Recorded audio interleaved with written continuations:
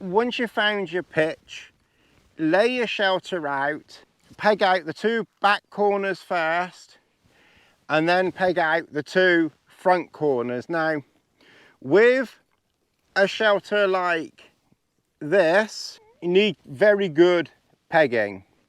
So, you know, it almost goes without saying that as long as you can get them in the ground, use the 9-inch Eastern pegs.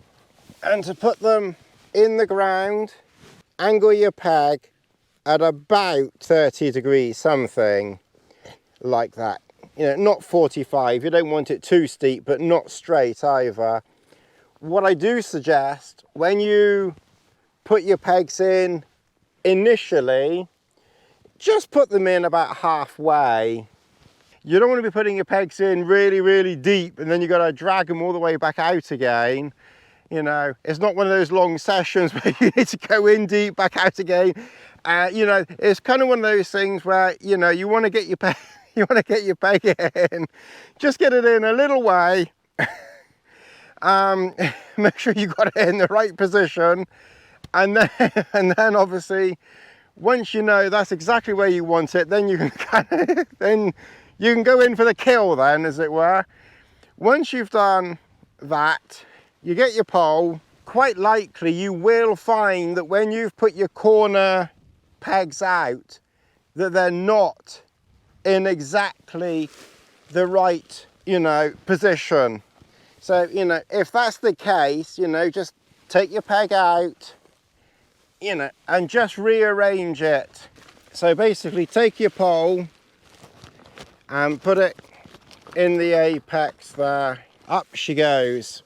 Straight away you can see that we are, you know, a long way off the ground. So it might be that this pole is too long, but we don't know that yet. It is not too long. So this is why I mean, you really don't necessarily need very much line on these tie-out points. You clearly don't need more than this. You know, 2 feet is absolutely stack and stacks. Note the cord is at the top of that peg. A simple readjustment fixes this quickly. What you can do, if you want to, because sometimes these lines, they do fall out. You can't on a tap, but it's okay on this. You could put a little knot in it if you want to in the very end. And then that just stops it from falling out. Don't worry about tying up these just yet. They're not really that important until the last minute.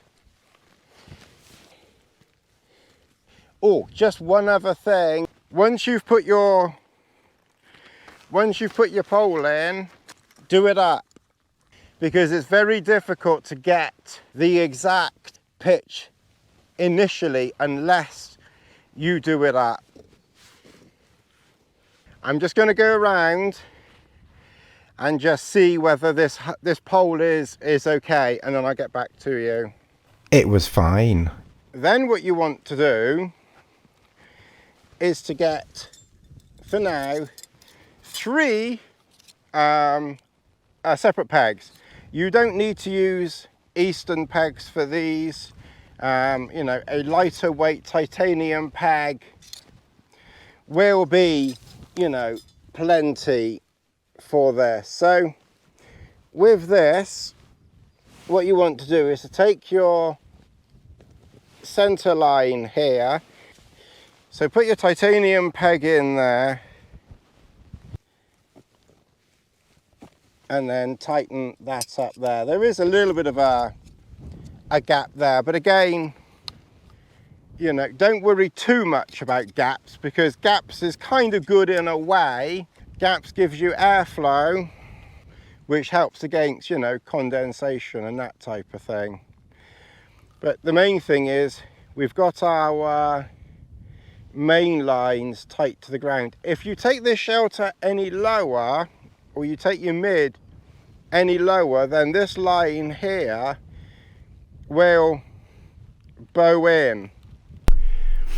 This is why an extending center pole is really useful of some description. Then if the ground is uneven, then you can lengthen your center pole and adjust your guy lines accordingly.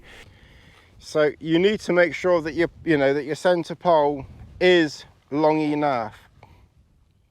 And like I said, generally speaking, gaps, they're not really they're not really a problem, to be honest, most of the time. Another peg there, put it in there. You could probably use even slightly smaller pegs than these. They don't have to be massive, but these lines will take some pressure, so you probably do want something like this, like a 6-inch. This is like a 6-inch titanium peg here, and then put these all the way around. This shelter has 7 of these mid-height tie-outs on bungee cords. Realistically, you will only ever need to use, maybe 3 of them, possibly a couple of others, but realistically, 3 will be plenty to be used, and they will only really be needed, if the wind is very strong, as some additional support. In addition to cutting 2 feet pieces for all of the ground level tie outs, I cut 3 pieces that were 5 meters, and I still had 1 long length that was about 13 feet or thereabouts left. I would leave that intact, and then if needed in the future, you could cut it in half and have 2 extra pieces of 7-ish feet for those other bungee tie-outs or anything else that needs tying up if needed. 2-foot lines on the front, because the front, I often find on these, is higher anyway. And again, personally, I think that's a good thing, because then you've got plenty of airflow on the opposite side from where the wind, is coming from. My 5 feet pieces I have put in the middle sections here. So 1 there, 1 there, and 1 over there. These are only ever needed if the weather is very windy. I just feel that they're probably the ones that are going to take the brunt of any strong wind. So I'm going to peg those out literally with my last few pegs. Now these, you don't really want to pitch them tight. If you saw my Trail Star video, you don't really want them too tight, and you can just put a loop on the end, or you could put a little slip knotty type thing on that you can adjust, but you don't want those tight. I will one day soon do a video on a couple of useful knots. Because this is grass, obviously it goes in, very easily. Now, like I say, you might find that you want to use a little bit less line on these. You might actually get away with 4 feet rather than 5. And if you do that, then of course you can lengthen that line, and then this line and that line will converge with 1 peg for that and that. And if you're putting some cord on these here, you don't just want 4 feet or something like that, because it will just come at a straight angle down here. So with these lines here, you probably do need a good 5 feet. Like I said, for these you don't have to use the lines that are sent out. You can get lighter lines to go on these, if you want to, or thinner lines to go on those. With this one here, I've got like 1 long peg and 1 short peg there, but actually you could probably save a peg. For a tighter door, put your peg a little bit further away than this. And then just peg them both in like that. And these shepherd hooks might be enough for this. There's quite a lot of, you know, quite a bit of pressure there, but might be enough. In the summer, when it's nice and sunny, you might very well find that you simply want one of the doors open. I'm a left-hand door person, so I would normally have, you know, the left-hand door open, but at doing this door up here, so there's a little tab on the back here, and it's a bit, ooh, it's a fiddly. Ron, you made this fiddly. Bloody hell.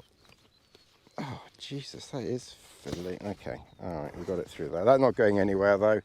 And then that's done up there like that. So you're quite likely to find that you want one door open anyway, most of the time, realistically. I only do doors up, or the second door up, or the main door up, if it's very, very windy and very, very wet. And, you know, you're either going to get wet inside, or the wind is likely to, you know, compromise, you know, the shelter. Other than that, I tend to keep the door, you know, open. Okay, now I will just show you my boo-boo. It won't be obvious, but unfortunately, I thought I had brought my Super Mid inner. I obviously picked up the wrong bag, because this is the Carp 2 Tarp Tent inner full mesh, and because I have two inners for my Scarp 2, I've got the solid inner inside the Tarp tent set up. If I'd have had it the other way around, I would have spotted my mistake, because I even took this out and looked at it. You know, the Scarp 2 ground sheet easily fits behind that main pole there. You know, there's that much room in here. All right, I think the next thing to do now, seam sealed, which is going to be fun reaching that. I might have to loosen off some lines, you know, to be able to reach some of these here, because my arm's not long enough. All right, seam sealing it is. So basically, I'll just give you if you haven't had it seam sealed, be sure to check back soon, and we will go through seam sealing and a few more features and, you know, other information on this shelter, and the rain that followed, and yes, the little leak from the seam sealing that I missed. Don't forget, like, subscribe, share, hit that notification button, and I will see you in the next one. Thanks for